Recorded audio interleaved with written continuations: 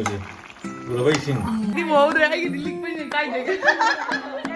Holy sekarang no wiki bener meter kita nggak dong. Sadar. Holy. Blog. Blog lah.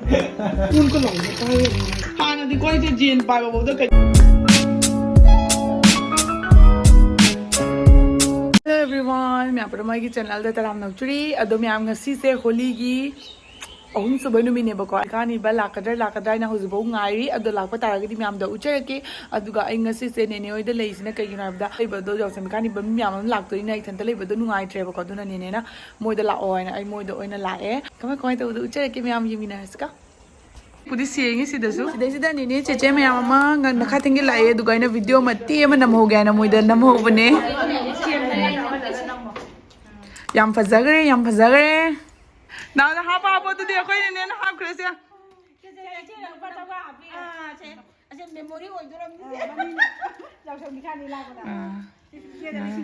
Do I get him older? I get the liquid in the guide. I let jump up. Fort. I must not. Oh, hold on a minute, dear. Papa, मुझे को गामी नहीं है आई दिसी की party से तो वही माने इंकल रहे आई पैसा पीछे लिख करे दी आई वो उधर ना तो वही नहीं साउंड हाँ हाँ लाओ आई पिता नुजे करा आई थम दोरी ये काय जी हाँ पक्के नोई पुना मग वीडियो नम हो रहे लोई चखरे खंगा उधर ना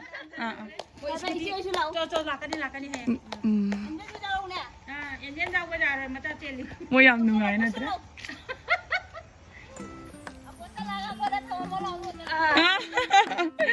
ya sigi paratha ani se si hodoi ni hoji aduga si melere ngasi holy gi chapa chamina doini ne ne ga mamja ga ina ko reba ka adu khoi puna chamina doini du moi la e du su jinga la ke me amda Aci orang ni mana je kak tiba. hoi Tahu.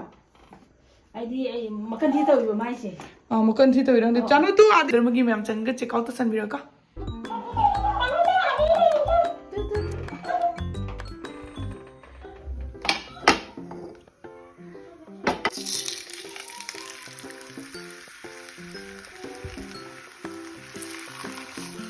sudah na chalo le ni changa hoi na lon ge ka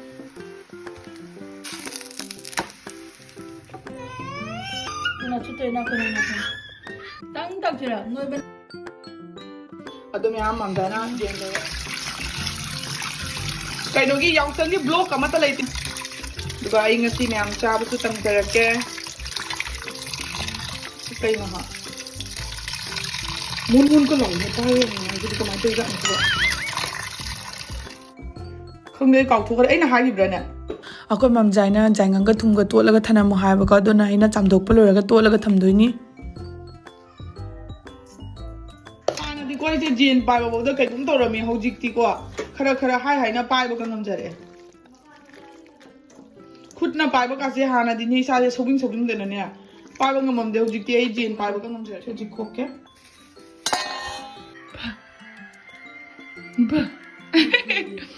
ba Nasi aku party tau dori. Party में तो कहीं तो ये जेनुजी के अपने उजी तो ना मसला तो उतना थमने से है ना Ay na tulin makada tanya. Koy mam jagi recipe do mam jagi thong mo te mi pura nga hawe na ha ba ko. Ado ngasi koy mam jagi recipe do me am du share tau jarake. ठीक है Mo pero. उजी किलो हापनी Konjai. Adagi ramen gi kaino se masala se. Asi se hapo ju hauni. को ना हापनी ऐसी में तो करना पड़ा Si se ibikas na ngasay morok thani na ne. Matakaw da bani. ऐसी खाओ की जाना चाहता है खाओ जाओ हाथ से सीधा Thau yam sa da bana hoje haltang sai. तुम O thum hap to roje. Mam jagi recipe se nahi re.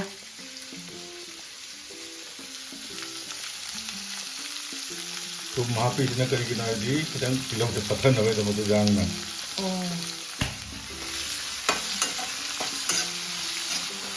तो जब नंगों में तो करते कितने नंगलब ꯇꯧꯔꯛꯇ꯭ꯔꯤꯉꯩꯗ ꯑꯗꯨꯝ ꯑꯩꯈꯣꯏ ꯌꯦꯟꯁꯦ ꯍꯥꯞꯆꯤꯜꯂꯒ ꯊꯣꯡꯗꯣꯔꯝꯅꯤ ꯇꯤꯜꯍꯧ ꯆꯅꯝꯅ ꯀꯔꯝ ꯊꯣꯡꯕꯗ ꯍꯥꯞꯇꯕ ꯑꯗꯨ ꯀꯣꯟꯅ ꯂꯥꯁꯇ ꯇꯤꯜꯍꯧ ꯆꯅꯝꯗꯣ ꯍꯧꯖꯤꯛ ꯏꯟꯖꯥꯡꯅ ꯍꯥꯞꯄꯗꯤ ꯏꯟꯖꯥꯡꯅ ꯀꯥꯁꯜꯂꯤ ꯏꯟꯖꯥꯡꯅ ꯑꯗꯨꯒꯤ ꯀꯔꯤꯒꯨꯝꯕ ꯑꯩꯈꯣꯏꯗ ꯚꯦꯂꯨ ꯂꯩꯇꯦꯕ ꯑꯣꯍꯣ ꯂꯥꯁꯇ ꯑꯩꯈꯣꯏꯅ ꯍꯥꯞꯇꯣꯏꯕ ꯑꯗꯨꯒꯤ ꯑꯣꯍꯣ ꯑꯗꯨꯒ ꯌꯦꯟ ꯍꯥꯞꯆꯤꯜꯂꯅꯤ ꯑꯁꯤꯒ ꯂꯣꯏꯅꯅ ꯑꯗꯨꯝ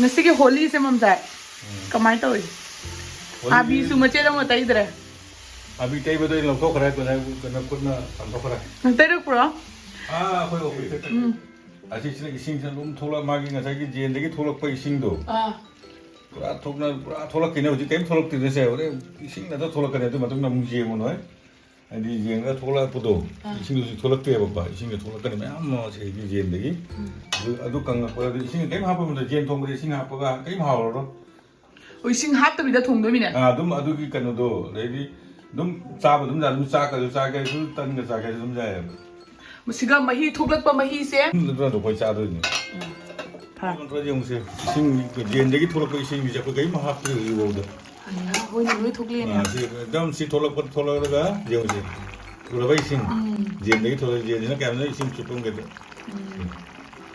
ꯎꯔꯕ ꯑꯁꯤꯁꯦ ꯐꯖꯅ ꯂꯧꯊꯣꯛꯑꯒ ꯁꯤꯅ ꯑꯗꯨꯝ ꯆꯥꯛ ꯆꯥ ꯌꯥꯗꯣꯔꯕꯅꯤ ꯀꯔꯤꯝ ꯏꯁꯤꯡ ꯍꯥꯞꯄ ꯃꯊꯧ ꯇꯥꯗꯦ ꯖꯦꯟ ꯊꯣꯡꯕꯗ ꯏꯁꯤꯡ ꯉꯥꯛꯇ ꯉꯥꯏꯔꯦ ꯁꯤꯗꯤ ꯌꯦꯡꯉꯨꯗꯣ ꯍꯧꯖꯤꯛ टमाटर ꯍꯥꯞꯆꯜꯂꯁꯦ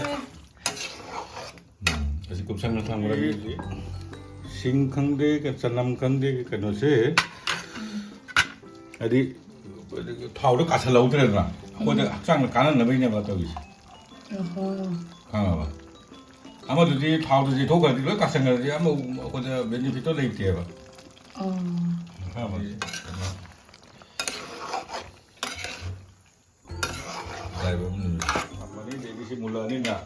ꯑꯍꯥꯟꯗꯕ ꯃꯍꯥꯎꯗꯣ ꯂꯩꯅ ꯊꯣꯡꯕꯀꯣ तेरा हैंडसम मुंडा इसको मालूम है उसको होली का दहन का बहुत उसने पेपर एग्जाम दिया है मतलब हर एग्जाम में होली का दहन आता है मतलब बोलो बोलो हर एग्जाम में उसको होली के दहन का एग्जाम देना देता है उसको कम से कम 200 वर्ड्स लिखना पड़ता है मतलब विकास हेलो हेलो टेस्टिंग वीडियो में हायो होली से करम न होई खिबनो मैतर मन के तंगाय रो होली का दहन से लेके उसको बता दो कितन हाय बिरो अरे अब यार थक गया नंगी नंगी ने न थंबीरी नि से नंगी हां अच्छा चल लगी किचन में थोड़ा फोंगी जेन तो नंग भोले पूरा एकदम ब्लॉग हां ब्लॉग बना रहा है ब्लॉग कौन नहीं कर रहा है ब्लॉग से नहीं होता है ताव ने नंग होली के किनो के तंगाय हुआ होली के दहन के बारे में कैसे हां वही प्रहलाद और उसके बारे में थोड़ा सा बता दो थोड़ा सा ऑडियंस को सुनना है ना विकास के मुंह से मेरे को याद नहीं याद है सब आपने लिखा है नंग कयो नंग कोई भी नंग लाइक तो चल रहा नंग नंग छाना चल रहा प्रैक्टिस होबदो नंग कइनो होली अमतंग नमायदा करिगुम अमतंग नपक्ति से करिगिनो हेलमेट ओ गुस्सा आयो रे मां करिगे सम्मी न देना होली के दहन के बारे में सुनो होली का कौन है तो प्रहलाद कौन है वो ही बता दो उसको कइनो आइसे मैतरोन नम थारो अखोय मैतरोन खंगदे आयो रे मां हिंदी खंगदे ऐसो खंग आई हिंदी खंगदे मैतरोन ना हिंदी दहारे करना होली का दहन में क्या होता है ये बता दो पूजा होता है होली का कौन है और प्रहलाद कौन है प्रहलाद ने क्या काम किया था और होलिका ने काम किया था तानिंग ने सिंगम था हफ्ते नत्रा हां जो मुझे काम हाउदुन से अभी होटल द बस माने खंगल से बनी 5 स्टार होटल दा या 5 स्टार होटल की रेसिपी नी कोई ममजाई न मैम द शेयर तो इसे आयो रे मां होजी मोरो हाफ खरे यांग हाफ खरे हां देदी चिली सॉस कनो दो सोया सॉस सु हाफ तरो हाफ खरे हाफ खरबो देदी से मोरो हाफे होजी मोरो से जामन दो साबने चलो हां यूंगिनी ते सारो हां हां हे सुंगा सीडी काय हाउ पोरमा पिउ सी हाउब्रा हां सी चौमन गरे सीडी सी जागी को सी से तुम hello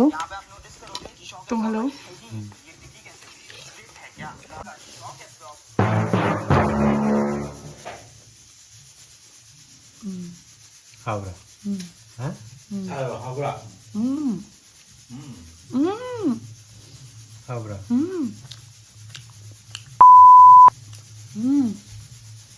Nga thì mấy thứ nhỉ? Hơi nè. Hơi nè bị cay.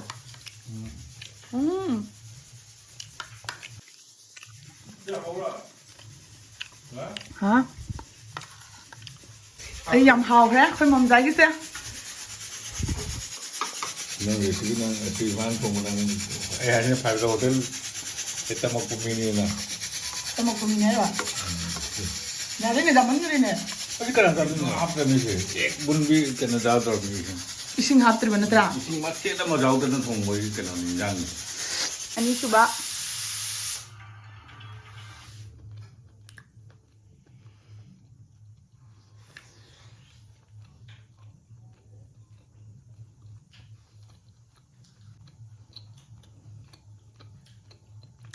Aura ba? Bukti sabra. Sao đấy? 하우. Ê chewing gum từ máy nào mà muốn tụ bữa xưa này hả? 哎呦我的妈！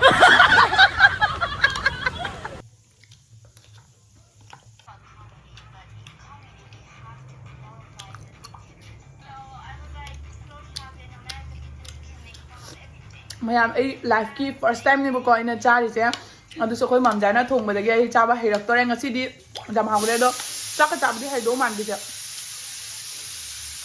sai yo ba pot chi da chaba di hai ya yam hawre mam se yam thina hawre noi hinjang mayam se mathang tharoi thongba kangau samthong bi ado mayam hinjang a haw ba charaga ngasi gi vlogs di swice ga lu sinjerage next amunarasi ba